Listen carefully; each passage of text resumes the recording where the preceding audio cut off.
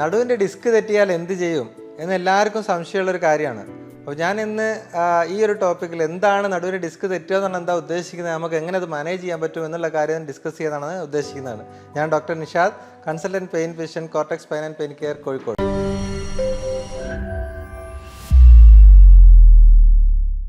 നമ്മൾ സാധാരണ കേൾക്കുന്നതാണ് നടുവേദന. കോമൺ ആയിട്ടുള്ള സംഭവമാണ്. എല്ലാവർക്കും ഒരു 80% ആൾക്കാർക്കെങ്കിലും ജീവിതത്തിൽ ഒരിക്കലെങ്കിലും നടുവേദന വന്നിട്ടുണ്ടാവും. അപ്പോൾ അതിൽ ഈ ഡിസ്ക് തെറ്റുക, ഡിസ്കിൻ്റെ പ്രശ്നമാണ്, എനിക്ക് ഡിസ്ക് ബൾജാണ്, അല്ലെങ്കിൽ ഡിസ്ക് തള്ളിയിട്ടുണ്ട്, ഇങ്ങനെ പല രീതിയിൽ പല വാക്കുകൾ നമ്മൾ സാധാരണ കേൾക്കുന്നുണ്ടാവും. ചിലർ പറയും എൻ്റെ ഡിസ്ക് അങ്ങ് തള്ളിപ്പോയിട്ടുണ്ട്, ഡിസ്ക് അങ്ങ് തെറ്റിപ്പോയിട്ടുണ്ട്, ഡിസ്കിൻ്റെ ഉള്ളിൽ കുടുങ്ങിക്കിടക്കുകയാണ്, അങ്ങനെയുള്ള വാക്കുകളാണ് നമ്മൾ സാധാരണ കേൾക്കുക. അപ്പോൾ എന്താണ് ശരിക്ക് ഈ ഡിസ്ക്, എന്താണ് അതെങ്ങനെയാണ് നമുക്ക് പ്രശ്നം, അല്ലെങ്കിൽ നടുവേദനയാണെങ്കിൽ എങ്ങനെയാണ് അത് ഉണ്ടാക്കുന്നത്, ഇതിനെക്കുറിച്ച് നമുക്കൊന്ന് നോക്കാം. എന്താ സംഭവം നോക്കാം. ഈ ഡിസ്ക് എന്ന് പറയുന്നത് ഉദ്ദേശിക്കുന്നത് നമ്മളെ നട്ടലിൽ കശേരുക്കളുണ്ട്. കശേരുക്കൾ ഓരോരോ കശേരുക്കൾ പീസായിട്ടാണ് ഉണ്ടാവുക. അത് കൂടിയിട്ടാണ് നട്ടല് എന്ന് പറയുന്നത് അതിനാണ്. അപ്പോൾ അതിൻ്റെ ഇടയിൽ നമ്മളൊരു ഷോക്ക് അബ്സോർബർ പോലെ ഉള്ള ഒരു മെറ്റീരിയലാണ് ഡിസ്ക്. അപ്പോൾ ഡിസ്ക് ശരിക്കും ഒരു റിങ് പോലത്തെ ഒരു സ്ട്രക്ചറാണ്, വട്ടത്തിലുള്ള റിങ് പോലത്തെ ഒരു സ്ട്രക്ചറാണ്. അപ്പോൾ അതിൻ്റെ ഉള്ളിൽ നമുക്ക് ജെല്ല് പോലത്തെ മെറ്റീരിയലാണ് അതിൻ്റെ ഉള്ളിലുള്ളത്. അപ്പോൾ അതിനെ പുറത്തേക്ക് വരാതെ തടഞ്ഞു നിർത്തുന്നത് ചുറ്റുമുള്ള ടഫായിട്ടുള്ള ഒരു റിങ് പോലത്തെ ഒരു സ്ട്രക്ചറാണ്. അപ്പോൾ അതിന് പുറത്തുള്ള സാധനത്തിന് ആനുലസ് എന്ന് പറയും, ഉള്ളിലുള്ള സാധനത്തിന് ന്യൂക്ലിയസ് എന്ന് പറയും. അപ്പോൾ ഇതാണ് ശരിക്കും നമ്മളെ ബാക്കിലുള്ള ഡിസ്ക് എന്ന് പറയുന്ന സാധനം. അതൊരു ജെൽ ടൈപ്പ് മെറ്റീരിയലാണ്. ശരിക്കും അതിൻ്റെ ഉള്ളിൽ ഒരു 90% വാട്ടറാണ്, അതായത് വെള്ളമാണ് ഡിസ്കിൻ്റെ ഉള്ളിലുള്ള മെയിനായിട്ടുള്ള കണ്ടൻറ്റ്. അപ്പോൾ ഇതെങ്ങനെയാണ് നമുക്ക് പെയിൻ ഉണ്ടാക്കുന്നത്, നടുവേദനയുടെ പ്രധാനപ്പെട്ട കാരണമായിട്ട് മാറുന്നത് എന്താണ് എന്ന് നമുക്ക് നോക്കാം. അപ്പോൾ അതിൽ ഈ ഡിസ്ക് സാധാരണ രീതിയിൽ ഡിസ്ക് നോർമലി പെയിൻഫുൾ അല്ല. അത് നോർമലായിട്ടുള്ള സാധനം. നമ്മൾ എന്താണ് ഇതിൻ്റെ ഉപയോഗം എന്താണ്? അപ്പോൾ ശരിക്കും നമ്മൾ മുന്നോട്ട് വളയുക, നമ്മൾ ശരീരം ഭയങ്കര ഫ്ലെക്സിബിൾ ആണല്ലോ, മുന്നോട്ട് വളയാം, അതുപോലെ ബാക്കോട്ട് ബെൻഡ് ചെയ്യാം, സൈഡിലോട്ട് ബെൻഡ് ചെയ്യാം. ഇതിനൊക്കെ നമ്മളെ സഹായിക്കുന്നത് ശരിക്കും ഡിസ്ക് ഈ കശേരുക്കൾക്കിടയിലുള്ളതുകൊണ്ടാണ്. എല്ല് മാത്രമാണ് നമുക്ക് അത്രയും ഫ്ലെക്സിബിലിറ്റി കിട്ടില്ല. അപ്പോൾ അതിനിടയിൽ ഡിസ്ക് ഉള്ളതുകൊണ്ടാണ് നമുക്ക് ഈ മൂവ്മെൻ്റ് എല്ലാം കിട്ടുന്നത്, നടുവിൻ്റെ ഭാഗത്തുള്ള മൂവ്മെൻ്റ് എല്ലാം കിട്ടുന്നത് അതുകൊണ്ടാണ്. അപ്പോൾ പക്ഷേ അത് തന്നെ ഒരു പ്രശ്നമായിട്ട് മാറുന്നത് എപ്പോഴാണെന്ന് വെച്ചാൽ, നോർമലി ഡിസ്കിൻ്റെ ഉള്ളിലെ പ്രത്യേകത എന്ന് വെച്ചാൽ അതിന് തീരെ വെള്ളത്തിൻ്റെ അംശം, ഞാൻ പറഞ്ഞു നേരത്തെ മുഴുവനായിട്ട് വെള്ളമാണ്, പക്ഷേ അതിൻ്റെ ഉള്ളിലേക്ക് രക്തോട്ടമില്ല. ഡിസ്കിൻ്റെ ഉള്ളിലേക്ക് രക്തോട്ടമില്ല. അത് പുറത്തുനിന്നാണ്, ഡിസ്കിൻ്റെ ഈ ആനുലസ് നിന്നാണ് ഈ ഡിസ്കിൻ്റെ ഉള്ളിലേക്കുള്ള രക്തോട്ടവും കാര്യങ്ങളും ഓക്സിജനും ഒക്കെ കിട്ടുന്നത് അവിടെ നിന്നാണ്. അപ്പോൾ അത് കിട്ടുന്നത് എപ്പോഴാണ്? നമ്മൾ ശരീരം മൂവ് ചെയ്യുമ്പോഴാണ്, നമ്മൾ ഒരു പൊസിഷനിൽ നിന്ന് വേറെ പൊസിഷനിലേക്ക് മാറുമ്പോഴാണ് ഇതിൻ്റെ ഉള്ളിലേക്കുള്ള രക്തോട്ടം കാര്യങ്ങളൊക്കെ കിട്ടുന്നത്. അപ്പോൾ നമുക്ക് കുറേ നേരം കണ്ടിന്യൂസ് ആയിട്ടിരിക്കുന്ന ആൾക്കാർ, ഉദാഹരണത്തിന് ഇപ്പോൾ ഓഫീസിൽ ഒരേ ഇരിപ്പിൽ ജോലി ചെയ്യുന്ന ആൾക്കാർ, ഡ്രൈവർമാർ, വണ്ടിയിൽ സ്ഥിരമായിട്ട് ഇരുന്ന് പോകുന്ന ആൾക്കാർ, അപ്പോൾ അത്തരത്തിലുള്ള ആൾക്കാർക്ക് ഒരേ പൊസിഷനിൽ ഇരിക്കുമ്പോൾ, നമ്മൾ പൊസിഷൻ മാറാതിരിക്കുമ്പോൾ വെച്ചാൽ അങ്ങോട്ടുള്ള ഓക്സിജനേഷനും അതുപോലെ അതിനുള്ള ന്യൂട്രീഷനും കാര്യങ്ങളൊന്നും കിട്ടാതെ വരികയാണ്. അപ്പോൾ അങ്ങനെ വരുമ്പോൾ ഡിസ്കിന് തേയ്മാനം വരും. തേയ്മാനം എന്ന് പറഞ്ഞാൽ നമ്മൾ ചോദിക്കും പലപ്പോഴും 20 വയസ്സുള്ള ആളോട് അല്ലെങ്കിൽ 25 വയസ്സുള്ള ആളോട് ഡിസ്കിൻ്റെ തേയ്മാനം വന്നാണെന്ന് പറയുമ്പോൾ അവർ ഇതെങ്ങനെയാണ് എനിക്ക് ഇത്ര ചെറിയ പ്രായത്തിൽ തേയ്മാനം വരുന്നത്? അപ്പോൾ സാധാരണ 50 വയസ്സ് 60 വയസ്സൊക്കെ ആകുമ്പോഴേ നമ്മൾ എല്ലിന് തേയ്മാനം അല്ലെങ്കിൽ ജോയിന് തേയ്മാനം വരുന്നത്. പക്ഷേ ഡിസ്കിൻ്റെ പ്രത്യേകത വെച്ചാൽ ഡിസ്കിൻ്റെ പുറത്തുള്ള ഈ ആനുലസിന് ചെറിയ രീതിയിലുള്ള തേയ്മാനം വരുന്നത് ഇങ്ങനെ രക്തോട്ടം കുറയുമ്പോഴാണ്. അപ്പോൾ പുകവലിക്കുന്ന ആൾക്കാർക്ക് നേരത്തെ വരും. അതുപോലെ പരിക്ക് പറ്റുന്ന ആൾക്കാർക്ക്, പരിക്ക് തന്നെ പല രീതിയിൽ വരാം. നമ്മൾ പൊസിഷൻ ശരിയല്ലാതെ ചെയ്യുന്ന പല ജോലികൾ, അല്ലെങ്കിൽ വെരി ഹെവി ആയിട്ടുള്ള വെയിറ്റ് എടുത്ത് പൊക്കുന്ന ജോലികൾ, ഭയങ്കര മാനുവൽ ലേബർ ആയിട്ടുള്ള ആൾക്കാർ, അത്തരത്തിലുള്ള ആൾക്കാരൊക്കെ ഈ ഡിസ്കിൻ്റെ ആനുലസിന് പരിക്ക് പറ്റാനുള്ള സാധ്യത, അല്ലെങ്കിൽ സ്പോർട്സ് ഇഞ്ചുറി, സ്പോർട്സിലൊക്കെ കൂടുതലായിട്ടുള്ള ആൾക്കാർക്കൊക്കെ പരിക്ക് പറ്റാനുള്ള സാധ്യത കൂടുതലാണ്. അപ്പോൾ ഞാൻ നേരത്തെ പറഞ്ഞ ഒരു കാര്യം, അതായത് കുറേ നേരം ഇരുന്ന് ജോലി ചെയ്യുന്ന ആൾക്കാർക്കും ഈ ന്യൂട്രീഷൻ കിട്ടാത്തത് കൊണ്ടും ഇത്തരത്തിൽ എന്തെങ്കിലും ജോലി ചെയ്യുന്ന ഹെവി ആയിട്ട് ജോലി ചെയ്യുന്ന ആൾക്കാർക്ക് ഈ പരിക്ക് പറ്റുന്നത് മൂലവും ഈ ആനുലസിന് പരിക്ക് പറ്റും. അപ്പോൾ അത് അങ്ങനെ വരുന്നത് എന്താ സംഭവിക്കുക? ഡിസ്കിൻ്റെ ഉള്ളിലുള്ള ആ മെറ്റീരിയൽ, അതായത് ഈ ജെല്ല് പോലത്തെ മെറ്റീരിയൽ പുറത്തേക്ക് ഇറങ്ങാൻ തുടങ്ങും. അപ്പോഴാണ് നമ്മൾ ആ ഒരു സമയത്താണ് ഡിസ്കിൻ്റെ പുറത്തുള്ള ഞരമ്പുകൾ ഡിസ്കിൻ്റെ ഉള്ളിലേക്ക് വരികയും അതുപോലെ ഡിസ്കിൻ്റെ ഉള്ളിലുള്ള ഈ ജെല്ല് പോലത്തെ മെറ്റീരിയൽ പുറത്തേക്ക് ഇറങ്ങാൻ ചെയ്യാൻ തുടങ്ങുമ്പോഴാണ് നമുക്കത് വേദന ഉണ്ടാക്കാൻ തുടങ്ങുക, അതായത് നടുവേദന ഉണ്ടാക്കാൻ തുടങ്ങുക. ഇത്തരത്തിലുള്ള വേദനയ്ക്ക് നമ്മൾ ഡിസ്കോജനിക് പെയിൻ എന്ന് പറയുന്നത്, അതായത് ഡിസ്ക് കാരണം നമുക്കുണ്ടാകുന്ന നടുവേദനയ്ക്കാണ് ഡിസ്കോജനിക് പെയിൻ എന്ന് പറയുന്നത്. അപ്പോൾ ഈ ഒരു വേദനയ്ക്ക് സാധാരണ എങ്ങനെ ഉണ്ടാവുക? നടുവിൻ്റെ ഭാഗത്ത് മാത്രമേ ഉണ്ടാവുള്ളൂ. ഈ വേദന നടുവിന്ന് കാലിലേക്ക് ഇറങ്ങുന്നില്ല, നടുവിൻ്റെ ഭാഗത്ത് മാത്രമേ ഉണ്ടാവുള്ളൂ. പക്ഷേ നടുവ് ചിലപ്പോൾ ഈ ബട്ടക്സ് വരെ വരാം, അല്ലെങ്കിൽ ബാക്കിൽ സെൻട്രൽ മൊത്തത്തിൽ ബാക്കിൽ എവിടെയാണ് വേദന എന്ന് ചോദിച്ചാൽ അവർക്ക് കൃത്യമായിട്ട് കാണിച്ചു കൊടുക്കാൻ പറ്റില്ല. പൊതുവേ ഈ ഡിസ്കോജനിക് പെയിനുള്ള ആൾക്കാർ പറയുകയെന്ന് വെച്ചാൽ, ഞാൻ കുറച്ച് നേരം ഇരുന്ന് കഴിഞ്ഞാൽ എനിക്ക് ബാക്കിൽ മൊത്തം ഒരു പുകച്ചിലാണ്, അല്ലെങ്കിൽ ബാക്കിൽ മൊത്തം ഒരു വേദനയാണ്. അപ്പോൾ ഇന്ന സ്ഥലത്ത് ഒന്നൊരു ബെൽറ്റ് പോലെ ആയിരിക്കും ബാക്കിൽ മൊത്തത്തിൽ, അല്ലെങ്കിൽ നീളത്തിലായിരിക്കും. പക്ഷേ ഇന്ന് എവിടെയാണെന്ന് പോയിന്റ് ചെയ്യാൻ പറ്റിയാൽ അവർക്ക് പറയാൻ പറ്റില്ല, ഏകദേശം നടുവിൻ്റെ ഭാഗത്താണെന്ന് ഇങ്ങനെ വട്ടത്തിൽ കാണിക്കാനേ പറ്റുള്ളൂ. അപ്പോൾ അങ്ങനെയാണ് ഡിസ്കോജനിക് പെയിന് അറിയാൻ പറ്റും. അപ്പോൾ നേരെ മറിച്ച് ഒരു മസിലിൻ്റെ പെയിനാണെങ്കിൽ നമുക്ക് കൃത്യമായിട്ടൊരു പോയിന്റ് കൈ കൊണ്ട് കാണിക്കാൻ പറ്റും, ഇന്ന സ്ഥലത്താണ് പെയിന്. പക്ഷേ ഡിസ്കിൻ്റെ രീതിയിലുള്ള പെയിന് സ്റ്റാർട്ട് ചെയ്യുമ്പോൾ, അല്ലെങ്കിൽ ഈ തേയ്മാനം കാരണം ഉണ്ടാകുന്ന പെയിന് പലപ്പോഴും നമുക്ക് ലോക്കലൈസ് ചെയ്യാൻ പറ്റില്ല. ഇന്ന ഇന്ന സ്ഥലത്താണെന്ന് പറയാൻ പറ്റില്ല. എന്ന് പറയുക കുറച്ച് നേരം ഇരുന്ന് കഴിഞ്ഞാൽ വേദന വരും, അല്ലെങ്കിൽ കുറച്ച് നേരം കണ്ടിന്യൂസ് ആയിട്ട് നിന്നാൽ പെയിൻ വരും. ഡ്രൈവ് ചെയ്യുമ്പോൾ ഒരു 10-20 കിലോമീറ്റർ ഡ്രൈവ് ചെയ്യുമ്പോഴേക്കും എനിക്ക് ബാക്ക് പെയിൻ തുടങ്ങും. പിന്നെ എണീറ്റ് നടന്നാൽ ചിലപ്പോൾ ശരിയാവും, പക്ഷേ കുറേ നേരം കണ്ടിന്യൂസ് ആയിട്ട് ഇരിക്കുമ്പോഴും നിൽക്കുമ്പോഴും പെയിൻ വരും. അപ്പോൾ നേരെ കിടന്ന് കഴിഞ്ഞാൽ മലന്ന് കിടന്നാൽ ചിലപ്പോൾ വേദന കുറയും. വേറെ ചില ആൾക്കാർക്ക് ഇതിൽ പ്രശ്നം വരിക നീർക്കെട്ട് കാരണമുള്ളൊരു പെയിൻ വരും. അതായത് എണീറ്റ് വരുമ്പോൾ പെയിൻ വരും. രാവിലെ എണീറ്റ് വരുമ്പോൾ നല്ല പിടുത്തവും പെയിനും. അത് കഴിഞ്ഞ് കുറച്ചങ്ങ് മൂവ് ചെയ്ത് കഴിഞ്ഞാൽ പെയിന് കുറയും. വേറെ അല്ലെങ്കിൽ ഒരു ഒരു ഒരു വിധ ആൾക്കാർക്ക് ഇരുന്ന് എണീക്കുമ്പോൾ പെയിൻ വരും. ആ ഇരുന്ന് എണീറ്റ് സ്റ്റാർട്ടിൽ പെയിൻ വരും, കുറച്ച് കഴിഞ്ഞാൽ റിലീവ് ആവും. അപ്പോൾ അത് ഇൻഫ്ലമേറ്ററി പെയിൻ എന്ന് പറയും. ഇൻഫ്ലമേറ്ററി പെയിൻ എന്ന് ഉദ്ദേശിക്കുന്നത് നീർക്കെട്ട് കാരണമുള്ള പെയിനാണ്. അതായത് നട്ടിലെ ഉള്ളിലുള്ള ഡിസ്കിൻ്റെ ഉള്ളിലുള്ള ആ ജെല്ല് പോലത്തെ മെറ്റീരിയൽ പുറത്തെത്തുമ്പോൾ അവിടെ ഉണ്ടാകുന്ന നീർക്കെട്ട് കാരണം ഉണ്ടാകുന്ന പെയിനാണ് ഈ ഇൻഫ്ലമേറ്ററി പെയിൻ. അത് നമ്മൾ ജസ്റ്റ് എണീക്കുമ്പോൾ പെയിൻ വരും, കുറച്ച് നടന്നു കഴിഞ്ഞാൽ പെയിൻ അങ്ങ് പോകും. അപ്പോൾ ആ രീതിയിലുള്ള പെയിൻ ഉണ്ടാവും. അതല്ലെങ്കിൽ നമുക്ക് ഈ ഡിസ്കിൻ്റെ തേയ്മാനം കാരണമുള്ള പെയിന് വേറൊരു രീതിയിൽ വരുന്നത് നമ്മൾ മുന്നോട്ട് വളഞ്ഞിട്ട്, അതായത് ഡിസ്കിൻ്റെ ഉള്ളിൽ പ്രഷർ കൂടുന്ന കാര്യങ്ങൾ ചെയ്യുമ്പോൾ പെയിന് വരുന്നതാണ്. ഉദാഹരണത്തിന് മുന്നോട്ട് വളഞ്ഞപ്പോൾ കുറച്ച് മുറ്റടിച്ചു വരും, കുറച്ച് നേരം മുറ്റം അടിച്ചു വരെ നീരാൻ പറ്റില്ല, കാരണം നടുവിന് വേദന പിടുത്തം വരും.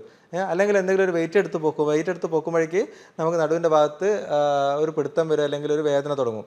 അപ്പോൾ അത്തരത്തിലുള്ള പെയിന് ആ ഡിസ്കിൻ്റെ ഉള്ളിൽ പ്രഷർ കൂടുന്ന മൂവ്മെൻറ്റ്സ് വരുന്ന സമയത്ത് ബാക്ക് പെയിൻ വരും. ഇതൊക്കെയാണ് സാധാരണ ഡിസ്കിൻ്റെ തേയ്മാനം കാരണം. അപ്പോൾ ഇത്തരത്തിലുള്ള ആൾക്കാർക്ക് പൊതുവേ ഇത് കുറേ വർഷം അങ്ങനെ പോകും. കാരണം നമുക്ക് പെട്ടെന്നൊരു പെയിന് വന്നതായിരിക്കും. ആദ്യമായിട്ട് പെയിന് വന്ന് എപ്പോഴാണെന്ന് ചോദിച്ചാൽ എന്തെങ്കിലും വെയിറ്റ് എടുത്ത് പൊക്കിയപ്പോഴായിരിക്കും, അല്ലെങ്കിൽ അങ്ങനത്തെ എന്തെങ്കിലും കാര്യങ്ങൾ ചെയ്തപ്പോഴായിരുന്നു, വലിയൊരു ഭാരപ്പെട്ട എന്തെങ്കിലും സംഭവം ജോലി ചെയ്ത സമയത്തായിരിക്കും ആദ്യമായിട്ട് പെയിന് വന്നിട്ടുണ്ടാവുക.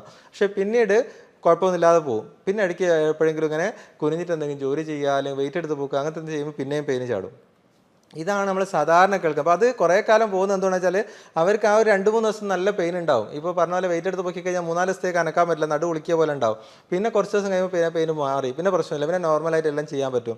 പിന്നെയും അതുപോലെ തന്നെ ഇങ്ങനത്തെ എന്തെങ്കിലും ഒരു കാര്യം ചെയ്യുമ്പോൾ, അല്ലെങ്കിൽ കൂടുതൽ സ്ട്രെയിൻ ആയിട്ടുള്ള എന്തെങ്കിലും കാര്യം പിന്നെയും പെയിൻ വരും. അപ്പോൾ അതാണ് ഈ ഡിസ്കിൻ്റെ ആനലസിന് പരിക്ക് പറ്റി കഴിഞ്ഞാൽ പൊതുവേ ഉണ്ടാകുന്ന ഒരു പെയിൻ്റെ പാറ്റേൺ അങ്ങനെയാണ്. അതായത് അതിപ്പോൾ 5-10 വർഷം അങ്ങനെ പോകുന്ന ആൾക്കാർ എത്ര കാലമായി നടുവേദന തുടങ്ങിയിട്ട് 5 വർഷമായി അല്ലെങ്കിൽ 10 വർഷമായി എന്ന് പറയും. പക്ഷേ ഈ 10 വർഷത്തിൽ എല്ലാ ദിവസവും അവർക്ക് പെയിനില്ല.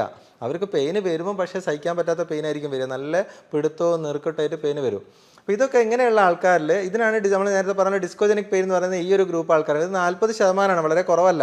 നടുവേദന ഉണ്ടാക്കുന്നതിൽ 40% ശരിക്കും ഡിസ്കോജനിക് പെയിനാണ്. അപ്പോൾ യങ്ങായിട്ടുള്ള ആൾക്കാർക്ക്, വലിയ പ്രായമില്ലാത്ത ആൾക്കാർക്ക്, ഒരു 20 മുതൽ 40-45 വയസ്സിലുള്ള ആൾക്കാർക്ക് നടുവേദന ഉണ്ടാക്കുന്ന ഒരു പ്രധാന കാരണം ഈ ഡിസ്കോജനിക് പെയിനാണ്. പിന്നെ രണ്ടാമത് ഈ ഡിസ്ക് കാരണം ഉണ്ടാകുന്ന രണ്ടാമത്തെ പെയിനാണ് നമ്മൾ സയാറ്റിക്ക എന്ന് പറയും. അതായത് നടുവിൽ നിന്ന് തുടങ്ങിയിട്ട് കാലിലേക്ക് ഇറങ്ങുന്ന പെയിനാണ് സയാറ്റിക്ക, അല്ലെങ്കിൽ നടുവിൽ നിന്ന് ഹെർണിയേറ്റഡ് ഡിസ്ക് ബൾജ് എന്നൊക്കെ പറയുന്നത് അവിടെയാണ്. അതായത് ഡിസ്ക് പുറകോട്ട് തള്ളുക. ആദ്യം നമ്മൾ പറഞ്ഞത് ഡിസ്കിൻ്റെ ഉള്ളിൽ നടക്കുന്ന മാറ്റങ്ങളാണ്, ഡിസ്കിൻ്റെ ആനലസിന് പറ്റുന്ന പരിക്കാണ്, ഡിസ്കിൻ്റെ തേയ്മാനാണ്, രക്തോട്ടം കുറയുന്നതാണ്, അതുപോലെ തന്നെ ഉള്ളിലുള്ള വെള്ളത്തിൻ്റെ അംശം കുറയുന്നതാണ്. ഇതൊക്കെയാണ് ഡിസ്കിൻ്റെ തേയ്മാനം എന്ന് പറയുന്നതിൻ്റെ ലക്ഷണങ്ങളും അതിൻ്റെ പെയിനിൻ്റെ കാരണങ്ങളും ഞാൻ ആദ്യം പറഞ്ഞത്. പക്ഷേ രണ്ടാമത്തെ ഗ്രൂപ്പ് എന്ന് പറഞ്ഞാൽ ഡിസ്ക് തള്ളിയിട്ട് കാലിലേക്ക് വേദന ഇറങ്ങുന്ന ഗ്രൂപ്പാണ്. അപ്പോൾ ഡിസ്ക് തള്ളുക എന്ന് പറയുന്നത് തന്നെ പല പേരുകൾ നമ്മൾ കേട്ടിട്ടുണ്ടാകും. ഹെർണിയേറ്റഡ് ഡിസ്ക് തെറ്റുക, ഡിസ്ക് ബൾജാകുക. അപ്പോൾ അതെന്താണെന്നുള്ളത് നമുക്ക് ഓരോ വ്യത്യാസമുണ്ട്. അതായത് ഡിസ്കിൻ്റെ ഉള്ളിലുള്ള ഈ ജെല്ല്, അതായത് ന്യൂക്ലിയസ് പൾപ്പോസ് എന്ന സാധനം പുറത്തേക്ക് ഇറങ്ങുമ്പോഴാണ് ശരിക്കും ഹെർണിയേറ്റഡ് ഡിസ്ക് എന്ന് പറയുന്നത്. അത് വരെ ചിലപ്പോൾ പെട്ടെന്നായിരിക്കും. നേരത്തെ കുറേ കാലമായിട്ട് നടുവേദനയുള്ള ആൾക്കാർക്ക് ഞാനൊരു ചാക്കെടുത്ത് പൊക്കിയപ്പോൾ പെട്ടെന്ന് കാലിലേക്ക് വേദന തുടങ്ങി, തരിപ്പ് തുടങ്ങി, അനക്കാൻ പറ്റുന്നില്ല, ആ രീതിയിലേക്ക് വേദന വരുന്ന ആൾക്കാരുണ്ടാവും. ചില ആളുകൾക്ക് ചെറിയ രീതിയിൽ, അതായത് കാലിന് ചെറിയ പെയിന് കടച്ചിലായിട്ട് വരും, കുറച്ച് നേരം നടക്കുമ്പോൾ കടച്ചിൽ വരും, അങ്ങനെ വന്ന് കുറച്ച് കഴിഞ്ഞപ്പോൾ കൂടി വന്നിട്ട് വേദനയായിട്ട്. 2 രീതിയിലും അതുപോലെ ഈ നടുവിൽ നിന്ന് കാലിലേക്കുള്ള വേദന വരാം. പെട്ടെന്നൊരു ആക്സിഡൻറ്റോ അല്ലെങ്കിൽ എന്തെങ്കിലും വെയിറ്റ് എടുത്ത് പോകുമ്പോൾ പറ്റുന്ന രീതിയിലും, അല്ലാതെ മെല്ലെ കൂടി വരുന്ന രീതിയിലും വരാം. 2 രീതിയിലും ഹെർണിയേറ്റഡ് ഡിസ്ക് പെയിൻ ഉണ്ടാക്കാം. അപ്പോൾ ഈ ഹെർണിയേറ്റഡ് ഡിസ്ക് എന്നുകൊണ്ട് ഉദ്ദേശിക്കുന്നത് ഡിസ്ക് പുറകോട്ട് തള്ളുക എന്നുള്ളതാണ്. ആ പുറകോട്ട് ചിലപ്പോൾ ഒരു സൈഡിലേക്കായിരിക്കും. ഡിസ്ക് പറയുകയാണെങ്കിൽ ഒരു ഡിസ്ക് തള്ളുമ്പോൾ ഇടയ്ക്ക് ഒരു വലത്തേക്കാൽ, ഇടയ്ക്ക് ഇടത്തേക്കാൽ എന്നുകൊണ്ട് 2 സൈഡിൽ മാറി വരുന്നത്, അങ്ങനെയൊക്കെ ചോദ്യം ഉണ്ടാവും. അപ്പോൾ ഡിസ്കിൻ്റെ പ്രത്യേകത വെച്ചാൽ ഡിസ്കിൻ്റെ പുറകിൽ 2 സൈഡിലേക്ക് ഞരമ്പ് പോകുന്നുണ്ട്. ഇടത്തെ സൈഡിലേക്കും വലത്തെ സൈഡിലേക്കുള്ള ഞരമ്പ് പോകുന്ന ഒരു ഡിസ്കിൻ്റെ പുറകിൽ നിന്ന് പോകുന്നുണ്ട്. അപ്പോൾ അത് ഡിസ്ക് എങ്ങോട്ടാണ് തള്ളുന്നത്, അല്ലെ ഏത് ഭാഗത്തേക്കുള്ള നെർവിനെയാണ് ഇറിറ്റേറ്റ് ചെയ്യുന്നതിനനുസരിച്ചാണ് ഏത് ഭാഗത്തേക്കാണ് വേദന വരിക എന്ന് നമുക്ക് പറയാൻ പറ്റും. അപ്പോൾ ഡിസ്ക് തള്ളിയത് വലത്തെ സൈഡിലേക്കാണെങ്കിൽ അപ്പോൾ വലത്തെ കാലിലേക്കുള്ള ഞരമ്പിൻ്റെ ഭാഗത്തേക്കാണ് പ്രശ്നം വരിക. അപ്പോൾ അത് ഡിസ്ക് തള്ളി ഞരമ്പിൻ്റെ മുകളിൽ അമർന്നിട്ടല്ല വേദന ഉണ്ടാക്കുക, അങ്ങനെ ആവണം നിർബന്ധമില്ല. പലപ്പോഴും വേദനയ്ക്കുള്ള കാരണം നമുക്ക് ഈ റാഡിക്കുലൈറ്റിസ് എന്ന് പറയുന്നത്, അതായത് ഇൻഫ്ലമേഷനാണ്. നേരത്തെ പറഞ്ഞ നീർക്കെട്ട് എന്ന് പറയുന്ന സംഭവം ഉണ്ടല്ലോ, അതാണ് പലപ്പോഴും വേദനയ്ക്ക് കാരണം. ഈ ഞരമ്പിൽ പെയിൻ ഉണ്ടാകാനുള്ള കാരണം അതാണ്.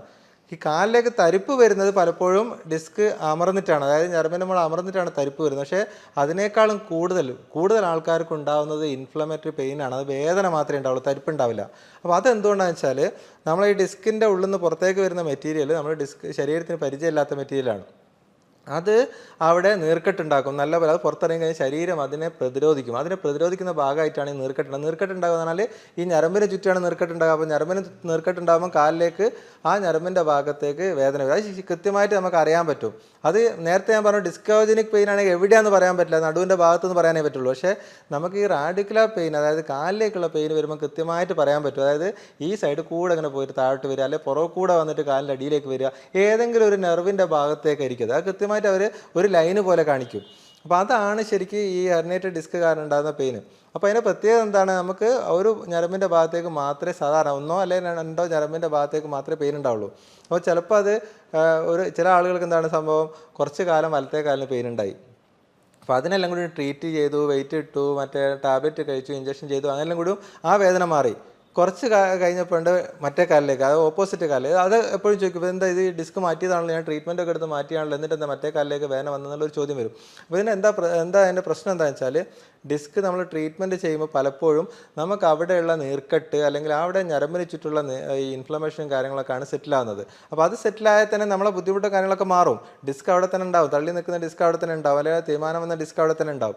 പിന്നീട് നമ്മളൊക്കെ ഇത് വരുമ്പോൾ ചിലപ്പോൾ ആ ഡിസ്ക് തള്ളുന്നത് ചിലപ്പോൾ ഓപ്പോസിറ്റ് സൈഡിലായിരിക്കും, അതായത് മറ്റേ സൈഡിലേക്കുള്ള ഞരമ്പിൻ്റെ ഭാഗത്തേക്കായിരിക്കും അത് തള്ളുന്നത്. അതുകൊണ്ടാണ് വേദന എന്ത് ചെയ്യുന്നത്, മറ്റേ കാലിലേക്ക് മാറുന്നത്. അല്ലെങ്കിൽ രണ്ട് കാലിലേക്കും വരും, ആ രീതിയിലും വരാം.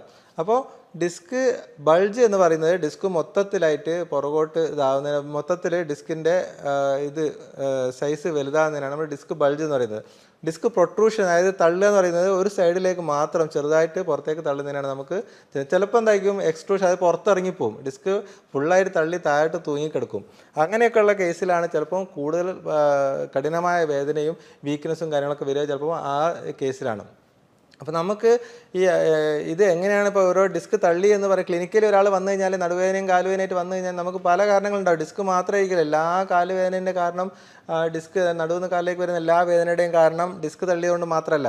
അപ്പോൾ നമുക്ക് സയാറ്റിക്ക, ഞാൻ നേരത്തെ പറഞ്ഞു, സയാറ്റിക്ക എന്ന് പറയുന്നത് ശരിക്കും ഒരു സിംറ്റമാണ്, ഒരു ലക്ഷണമാണ്. അതായത് നടുവിൽ നിന്നും കാലിലേക്ക് ഇറങ്ങുന്ന പെയിനാണ് സയാറ്റിക്ക എന്ന് പറയുന്നത്. അതിൽ ഒരു പ്രധാനപ്പെട്ട കാരണമാണ് ഈ ഹെർണിയേറ്റഡ് ഡിസ്ക് അല്ലെങ്കിൽ ഡിസ്ക് തള്ളുന്നത്. അതല്ലാതെ വേറെയും കാരണങ്ങളുണ്ട്. അപ്പോൾ നമ്മൾ പരിശോധിക്കുമ്പോൾ എപ്പോഴും മറ്റുള്ള കാരണങ്ങളൊക്കെ ഉണ്ടോ എന്നുള്ളത് നമ്മൾ നോക്കണം. അപ്പോൾ ഒരാൾ ഇത്തരത്തിലൊരു പെയിന് ടിപ്പിക്കലായിട്ട് പറയുന്ന നടുവേദന കുറച്ച് കാലം ഉണ്ടായി, പിന്നെ കാലിലേക്ക് വേദന വന്നിട്ട് ഒരാൾ വരികയാണ്, അതിൻ്റെ കൂടുതൽ ചെറിയ തരിപ്പും കാര്യങ്ങളൊക്കെ ഉള്ള ആൾക്കാരാണെങ്കിൽ ചിലപ്പോൾ വളരെ അപൂർവമായിട്ട് വീക്ക്നെസ് വരാം. വീക്ക്നെസ് പറഞ്ഞാൽ നമുക്കൊരു റെഡ് ഫ്ലാഗാണ്, നമ്മളെപ്പോഴും ശ്രദ്ധിക്കണം. കാലിലേക്ക് വേദനയും തരിപ്പും അല്ലാതെ അതിൻ്റെ കൂടുതൽ കാല് അനക്കാൻ പറ്റാത്തൊരവസ്ഥ വരികയാണ്, നല്ല വീക്ക്നെസ് ഉണ്ട്, അല്ലെങ്കിൽ അതിൻ്റെ കൂടുതൽ മലം പോകാനും മൂത്രമൊഴിക്കാനൊക്കെ ബുദ്ധിമുട്ട് വരും. അത്തരത്തിലുണ്ടാകുമ്പോൾ നമ്മൾ റെഡ് ഫ്ലാഗാണ്, അത് എപ്പോഴും ശ്രദ്ധിക്കേണ്ടതാണ്, ഇമീഡിയറ്റ് ആയിട്ട് നമ്മൾ ട്രീറ്റ്മെൻറ്റ് എടുക്കേണ്ടതാണ്. അതല്ലാതെ എത്ര തന്നെ കഠിനമുള്ള വേദനയാണെങ്കിലും നമ്മൾ പേടിക്കേണ്ട ആവശ്യമില്ല.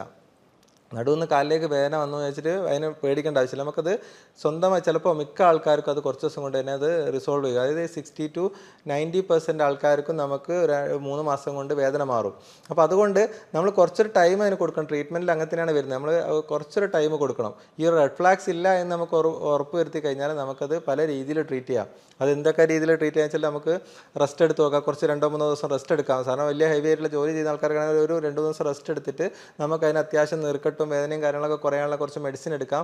കൂടെ ഫിസിയോതെറാപ്പി ചെയ്യാം. പലപ്പോഴും മസിൽ സ്പാസം കുറയ്ക്കാനും മറ്റുള്ള കാര്യങ്ങൾക്കെല്ലാം നമുക്ക് അതും കൂടി ആകുമ്പോൾ കുറേ മാറ്റം ഉണ്ടാവും. അപ്പോൾ ഇത് ചെയ്തിട്ട് നമുക്ക് പെയിനൊക്കെ ഒന്ന് കുറഞ്ഞതിന് ശേഷം എക്സസൈസും കാര്യങ്ങളൊക്കെ ആയിട്ട് സ്റ്റാർട്ട് ചെയ്യുക. അതാണ് ഈ യൂഷ്വലായിട്ട് കൺസർവേറ്റീവ് ആയിട്ട് നമുക്ക് ട്രീറ്റ് ചെയ്യാൻ പറ്റുന്നത്. ഇൻ കേസ് നമുക്ക് ഇതൊക്കെ ചെയ്തിട്ടും പെയിന് മാറുന്നില്ല, അല്ലെങ്കിൽ നല്ല കഠിനമായ വേദനയാണ് സഹിക്കാൻ പറ്റുന്നില്ല, ആ രീതിയിലാകുമ്പോൾ നമുക്ക് എന്ത് ചെയ്യാൻ പറ്റും, ഞാൻ നേരത്തെ പറഞ്ഞ ഒരു നെർവിൻ്റെ ഭാഗത്താണ് നീർക്കെട്ടുള്ളത്. അപ്പോൾ ആ നെർവ് നമ്മൾ കണ്ടുപിടിച്ചിട്ട് നേരിട്ട് അവിടെ തന്നെ മെഡിസിൻ കൊടുക്കാൻ പറ്റും. നമ്മളിപ്പോൾ ടാബ്ലറ്റ് ആയി കഴിക്കുമ്പോൾ വളരെ ചെറിയ ശതമാനം മാത്രമേ നമുക്ക് അസുഖമുള്ള ഭാഗത്ത് എത്തുന്നുള്ളൂ.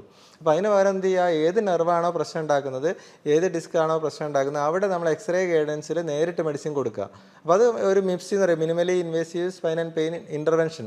ചെറിയ ഇൻ്റർവെൻഷൻ ചെയ്തിട്ട് നമ്മൾ നേരിട്ട് മെഡിസിൻ അവിടെ കൊടുക്കുമ്പോൾ എന്താ മെച്ചമെന്ന് വെച്ചാൽ നമുക്ക് ആ ഞരമ്പിൻ്റെ നീർക്കെട്ട് മാറി അവിടെയുള്ള രക്തോട്ടം കാര്യങ്ങളൊക്കെ റെഡിയാവുകയും ആ വേദന നമുക്ക് ശമനം കിട്ടുകയും ചെയ്യും. അതിന് ശേഷം നമ്മൾ അവിടെ നിർത്തരുത്. പലപ്പോഴും നടുവേദനയുടെ കാര്യത്തിൽ പലർക്കും പറ്റുന്നൊരു അബദ്ധം എന്താണെന്ന് വെച്ചാൽ നമുക്ക് വേദന മാറുമ്പോൾ നമ്മളെന്താ വിചാരിക്കുക, നമ്മൾ അസുഖങ്ങളൊക്കെ മാറി നമ്മൾ നോർമലായി പ്രശ്നങ്ങളൊന്നും ഇല്ലാന്ന് വിചാരിക്കും. അത് ഒരിക്കലും എന്ത് ട്രീറ്റ്മെൻറ്റ് നിങ്ങൾ എടുത്തു കഴിഞ്ഞാലും നമുക്ക് വേദന മാറിക്കഴിഞ്ഞാൽ അവിടുന്ന് നമ്മൾ മുന്നോട്ടുള്ള കാര്യങ്ങൾ ചെയ്യുന്നത് ഭയങ്കര ഇമ്പോർട്ടൻ്റ് ആണ്. അതായത് വേദന മാറിയതിന് ശേഷമാണ് നമ്മൾ ശരിക്കും നടുവിൻ്റെ സ്ട്രെങ്ത്ത് വീണ്ടെടുക്കുകയും ഇതെന്തുകൊണ്ടാണോ നമ്മളെ വേദന അല്ലെങ്കിൽ ഡിസ്കിന് പ്രശ്നം വരാനുള്ള കാരണം നമ്മൾ അത് കറക്റ്റ് ചെയ്യാൻ നോക്കണം. അതിൽ ന്യൂട്രീഷനൊരു പങ്കുണ്ട്. അതുപോലെ നമ്മൾ പുകവലിക്കുന്ന ആൾക്കാരെ അത് നിർത്തേണ്ടി വരും, വെയിറ്റ് കൂടുതൽ ആൾക്കാർ അത് കുറച്ച് കൺട്രോൾ ചെയ്യേണ്ടി വരും, നമ്മൾ മസിൽസിൻ്റെ സ്ട്രെങ്ത്ത് നമ്മൾ ഇമ്പ്രൂവ് ചെയ്യേണ്ടി വരും. ഇങ്ങനെ പല കാര്യങ്ങൾ, ചിലപ്പം ജോലികൾ നമ്മൾ ശ്രദ്ധിക്കേണ്ടത്, നമ്മൾ ചില പൊസിഷൻ ശ്രദ്ധിക്കാതെ ഭയങ്കര തിരക്കുള്ള ആൾക്കാരായിരിക്കും, ഓഫീസിലാണെങ്കിലും മറ്റുള്ള കാര്യങ്ങൾ ഭയങ്കര തിരക്കുള്ളായി. പക്ഷേ നമ്മളെ പൊസിഷൻ, നമ്മൾ ജോലി ചെയ്യുന്ന സ്ഥലം, നമ്മളെ സീറ്റിംഗ്, അതൊക്കെ നമ്മൾ കൃത്യമായിട്ട് നോക്കി അത് കറക്റ്റ് ചെയ്യുക എന്നുള്ളതെല്ലാം ഇമ്പോർട്ടൻ്റ്. അതൊക്കെ നോക്കുമ്പോഴേ നമ്മളെ ലോങ് ടേം ആയിട്ട് നമ്മളെ ഈ പ്രശ്നം പൂർണ്ണമായിട്ട് മാറി എന്ന് നമുക്ക് പറയാൻ പറ്റുള്ളൂ. അല്ലാതെ ആ വേദന മാറിയുകൊണ്ട് മാത്രം നമ്മൾ അസുഖം മാറിയതെന്ന് നമുക്ക് പറയാൻ പറ്റില്ല. അപ്പോൾ എപ്പോഴും നമുക്ക് ഇങ്ങനെ ഒരു പ്രശ്നം വരുമ്പോൾ ആദ്യം നമ്മൾ ചെയ്യേണ്ടത് ആ വേദന മാറ്റുകയാണ്. ആ പ്രശ്നം ഇപ്പോൾ ഉള്ള പ്രശ്നം, അവിടെയുള്ള നീർക്കെട്ടാണെങ്കിൽ ഞരമ്പിൻ്റെ പ്രശ്നമാണ്, അതൊക്കെ ശരിയാക്കുക. അതിനുശേഷം നമ്മൾ എന്ത് ചെയ്യുക, നമുക്ക് മുന്നോട്ട് അത് വീണ്ടും വരാതിരിക്കാനുള്ള പ്രശ്നം, ആ വേദന വീണ്ടും വരാതിരിക്കാനുള്ള കാര്യങ്ങളൊക്കെ നമ്മൾ അതിൻ്റെ കൂടുതൽ സൂക്ഷിക്കണം. അതാണ് നമ്മൾ പ്രധാനമായിട്ട് ശ്രദ്ധിക്കേണ്ട കാര്യം. പിന്നെ മറ്റൊരു കാര്യം, നമ്മൾ ഈ നടുവേദനയും കാലുവേദനയുള്ള ആൾക്കാരെ മനസ്സിലാക്കേണ്ട ഒരു കാര്യം വെച്ചാൽ ഡിസ്ക് തെറ്റി. അപ്പോൾ ഡിസ്ക് തെറ്റി എന്ന് നമ്മൾ കോമൺ ആയിട്ട് പറയുമ്പോൾ ഡിസ്ക് തെറ്റി എന്ന് പറഞ്ഞാൽ പലപ്പോഴും ഒരു തെറ്റിദ്ധാരണ എന്ന് വെച്ചാൽ നമ്മളെ പുറകിൽ എന്തോ സാധനം അങ്ങനെ നീങ്ങി പോയിട്ടുണ്ട്, അപ്പോൾ ഇനി ഞാൻ മുന്നോട്ട് ഇതായി കഴിഞ്ഞാൽ വളഞ്ഞു കഴിഞ്ഞാൽ അത് തെറ്റിപ്പോകുമോ, അല്ലെങ്കിൽ ഇങ്ങോട്ട് നീങ്ങിക്കഴിഞ്ഞാൽ തെറ്റിപ്പോകുമോ, ആ ഒരു പേടി പലർക്കും ഉണ്ടാവും. ഡിസ്ക് തെറ്റിയ ആൾക്കാർ ഇങ്ങനെ ബെൽറ്റൊക്കെ ഇട്ട് അനങ്ങാതെ നടക്കുന്നതാണ് പലപ്പോഴും. അപ്പോൾ അത് നമ്മളൊരു തെറ്റിദ്ധാരണയാണ്. ഡിസ്ക് എന്ന് പറഞ്ഞാൽ ഡിസ്ക് ഇരിക്കുന്നത് നമ്മളെ നട്ടലിലെ ഏറ്റവും ഉള്ളിലായിട്ടുള്ള ഭാഗത്ത്, അതായത് നട്ടലിൻ്റെ ഈ കശേരുക്കൾക്കിടയിലാണ്. അതിൻ്റെ പുറകിൽ ഒരുപാട് മസിൽസും സ്ട്രക്ചേഴ്സ്, ലിഗമെൻറ്റ്സ്, കാര്യങ്ങളെല്ലാം അതിനെ സപ്പോർട്ട് ചെയ്തിട്ടുണ്ട്. അപ്പോൾ നമ്മൾ വിചാരിച്ച പോലെ നമ്മളൊന്ന് ജസ്റ്റ് അങ്ങോട്ടും ഇങ്ങോട്ടും തിരിയുമ്പോഴേക്ക് തെറ്റിപ്പോകുന്നൊരു സാധനമല്ല ഡിസ്ക്. അപ്പോൾ ഡിസ്ക് തെറ്റാന്ന് ഉദ്ദേശിക്കുന്നത് ഡിസ്കിൻ്റെ ഉള്ളിലുള്ള ഈ മാറ്റങ്ങൾ കാരണം പുറകോട്ട് നീർക്കെട്ട് വരിക അല്ലെങ്കിൽ പുറകോട്ട് നീങ്ങി വരുന്നതുകൊണ്ടാണ്. അപ്പോൾ അത് നമ്മൾ ജസ്റ്റ് ഒരു മൂവ്മെൻറ്റ് കാരണം തിരിഞ്ഞുകൊണ്ടോ മറിഞ്ഞുകൊണ്ടോ ഒന്നും അത് നീങ്ങിപ്പോകുന്ന ഒരു പ്രശ്നം വരുന്നില്ല. അത് നമ്മളെപ്പോഴും മനസ്സിലാക്കേണ്ട കാര്യമാണ്. അപ്പോൾ അതുപോലെ തന്നെ അത് ചില പൊസിഷനിൽ ജോലി ചെയ്യുമ്പോൾ അത് കൂടാൻ സാധ്യതയുണ്ട്. അതാണ് നമ്മൾ ശ്രദ്ധിക്കേണ്ട കാര്യം. ഒരിക്കലും ഡിസ്കിന് പ്രശ്നം വന്ന ആൾക്കാർ ശ്രദ്ധിക്കേണ്ട കാര്യം. അതായത് ഇപ്പോൾ നേരെ മുന്നോട്ട് വളഞ്ഞിട്ട് വെയിറ്റിങ്ങിന് എടുത്ത് പൊക്കുക കഴിഞ്ഞാൽ അത് പിന്നെയും പുറകോട്ട് തള്ളും. കാരണം വെച്ചാൽ ഡിസ്കിൻ്റെ ഉള്ളിലേക്ക് പ്രഷർ കൂടിക്കഴിഞ്ഞാൽ അത് പിന്നെ ഉള്ളിലുള്ള ഭാഗം പുറത്തേക്ക് തള്ളിക്കൊണ്ടിരിക്കും. അതല്ലെങ്കിൽ നമ്മൾ ലോങ് ആയിട്ട് ഈ ബൈക്കിലൊക്കെ യാത്ര ചെയ്യുക, ഈ ഡിസ്കിൻ്റെ പ്രശ്നം വന്ന ആൾക്കാർ 30-40 കിലോമീറ്റർ ഡെയിലി യാത്ര ചെയ്യുക, അതൊക്കെ വരുന്ന സമയത്ത് ഡിസ്കിൻ്റെ പ്രശ്നങ്ങൾ പിന്നെയും കൂടും. അപ്പോൾ അതൊക്കെയാണ് നമ്മൾ ശ്രദ്ധിക്കേണ്ടത്. അതായത് കൂടുന്ന സംഭവങ്ങൾ നമ്മൾ ഒഴിവാക്കണം. പക്ഷേ എന്ന് വെച്ചിട്ട് എല്ലാ മൂവ്മെൻറ്റും പിന്നീട് ഒരിക്കലും എനിക്ക് മുന്നോട്ട് വളയാൻ പറ്റില്ല, നിസ്കരിക്കാൻ പറ്റില്ല, അതൊക്കെ തെറ്റിദ്ധാരണയാണ്. കാരണം ഡിസ്കിന് പ്രശ്നമുള്ള ആൾക്കാർക്ക് ആ പെയിൻ്റെ സിവിയറിറ്റി മാറിക്കഴിഞ്ഞാൽ സാധാരണ പോലെ നിസ്കരിക്കുന്നുണ്ടോ മുന്നോട്ട് വളയുന്നുണ്ടോ അത് ഡിസ്ക് കൂടുതലായി തള്ളിപ്പോവുക ആ രീതിയിലൊന്നും വരുന്നില്ല. പക്ഷേ കുറേ നേരം കുമ്പിട്ട് ഒരേ പൊസിഷനിൽ ജോലി ചെയ്താൽ അത് ബാധിക്കും. നമ്മളിപ്പോൾ വളഞ്ഞ് നിന്നിട്ട് ചെടിച്ചട്ടി നന്നാക്കുക, കുറേ നേരം നിന്നിട്ട് ഒരേ പൊസിഷനിൽ നിന്ന് നന്നാക്കുക, അങ്ങനെയൊക്കെ ചെയ്യുന്ന സമയത്ത് അത് ബാധിക്കും. അതല്ലാതെ ജസ്റ്റ് നമ്മൾ മൂവ് ചെയ്യുന്നുണ്ട് എല്ലാ മൂവ്മെൻറ്റ്സും, ബാക്കോട്ടാണെങ്കിലും മുന്നോട്ടാണെങ്കിലും എല്ലാ മൂവ്മെൻറ്റ്സും എപ്പോഴും നിലനിർത്തുന്നതാണ് ഇത്തരത്തിലുള്ള അസുഖമുള്ള ആൾക്കാർ ശ്രദ്ധിക്കേണ്ട കാര്യം. അപ്പോൾ നമ്മൾ നേരത്തെ പറഞ്ഞ പോലെ ഡിസ്ക് കാരണം നമുക്ക് നടുവേദന ഉണ്ടാകുന്ന എങ്ങനെയാണ് ഏകദേശം വേദന ഉണ്ടാവുക എന്നുള്ളതും അത് എങ്ങനെയാണ് അതിൻ്റെ പ്രോഗ്രസ് എന്നുള്ളത് ഞാൻ പറഞ്ഞല്ലോ. അപ്പോൾ നമ്മൾ ശ്രദ്ധിക്കേണ്ട കാര്യം കഴിയുന്നതും തുടക്കത്തിൽ തന്നെ, അതായത് ഡിസ്കിൻ്റെ ആ നടുവേദന മാത്രമുള്ള സമയത്ത് തന്നെ നമ്മൾ കഴിയുന്നതും അത് അവിടെ തന്നെ നിർത്താൻ നോക്കുക, അത് മാറ്റിയെടുക്കാൻ നോക്കുക. അപ്പോൾ ഇൻ കേസ് അത് കാലിലേക്ക് ഇറങ്ങിക്കഴിഞ്ഞാൽ അതുകൊണ്ട് വേറാണ്ട് ആവശ്യമൊന്നുമില്ല. നമ്മളത് കൃത്യമായിട്ട് ട്രീറ്റ്മെൻറ്റ് എടുക്കുക. കഴിയുന്നതും ശരീരത്തിന് ദോഷമില്ലാത്ത രീതിയിൽ നമുക്കതിൻ്റെ ആ നീർക്കെട്ട് പോക്കാനോ അല്ലെങ്കിൽ ഞരമ്പിൻ്റെ പെയിന് മാറ്റാനും ബ്ലോക്ക് ഒഴിവാക്കാനുള്ള രീതിയിലുള്ള ചെറിയ രീതിയിലുള്ള ഇൻ്റർവെൻഷൻസ് ഉണ്ടാവും. നമുക്ക് സർജറിയോ മേജർ സർജറിയോ ഒന്നും ഇല്ലാത്ത രീതിയിൽ തന്നെ പലപ്പോഴും ചെയ്യാൻ പറ്റും. 95% ആൾക്കാർക്കും വലിയ മേജർ പ്രശ്നങ്ങളൊന്നും ഇല്ലാതെ തന്നെ നമുക്ക് ശരിയാക്കാൻ പറ്റും. എന്നിട്ടും മാറ്റമില്ലാതെ അല്ലെങ്കിൽ റെഡ് ഫ്ലാഗ്സ് ഉള്ള ആൾക്കാർക്കാണ് പലപ്പോഴും നമുക്ക് സർജറി ആവശ്യമായിട്ട് വരിക. അപ്പോൾ ഏത് തന്നെയാണെങ്കിലും നമ്മൾ കൃത്യമായിട്ട് ഒരു ട്രീറ്റ്മെൻറ്റ് എടുത്ത് അത് മാറ്റിയെടുക്കാൻ നോക്കുക. അതിനോട് കൂടെ തന്നെ നമ്മൾ പിന്നീട് വരാതിരിക്കാനുള്ള കാര്യങ്ങൾ ശ്രദ്ധിക്കുക. അപ്പോൾ ഈവൻ നിങ്ങൾ ആയുർവേദിക് ആണെങ്കിലും അലോപ്പതി ആണെങ്കിലും ഏത് ട്രീറ്റ്മെൻറ്റ് എടുത്താണെങ്കിലും വേദന മാറിക്കഴിഞ്ഞാൽ നമ്മൾ അവിടെ നിന്ന് അങ്ങോട്ട് റീഹാബിലിറ്റേഷൻ പ്രത്യേകിച്ച് ശ്രദ്ധിക്കുക. ഈ ബാക്കിൻ്റെ സ്ട്രെങ്ത്ത് വീണ്ടെടുക്കാനും പിന്നീട് അത് വരാതിരിക്കാനുള്ള കാര്യങ്ങളൊക്കെ ശ്രദ്ധിക്കുക. ഇതുപോലെ വേദനയെ സംബന്ധിച്ച മറ്റൊരു വിഷയവുമായി ഞാൻ വീണ്ടും വരാം. നന്ദി.